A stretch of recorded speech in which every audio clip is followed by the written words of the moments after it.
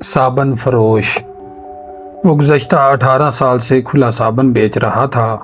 एक नंबर का उम्दा साबन जो कपड़ों का पुराने से पुराना मैल निकाल दे। लेकिन उसकी आंखें गदलाई हुई सी थी कि जिन पर सालों पुराने ख्वाब मैल की माने चिपक कर रह गए थे, और वह दिन रात साबन बेचने में मसरूफ़ था, जिसका इस्तेमाल अब हर आते दिन के साथ कम होता जा रहा था। ईद के करीब आते ही उसकी आवाज़ बहुत ऊंची हो गई थी। उसने सोचा कि इस बार तो उसके कुछ ख्वाब ज़रूर पूरे होंगे। साबन ले लो साबन, एक नंबर का उम्दा साबन, पुराने से पुराना दाग धो डाले। कई रोज़ की मशक्क़त से उसका गला बैठ गया था, लेकिन लोग उसके जानब बहुत कम तवज्जो देते थे। ये दौर साबन बेचने का दौर नहीं था।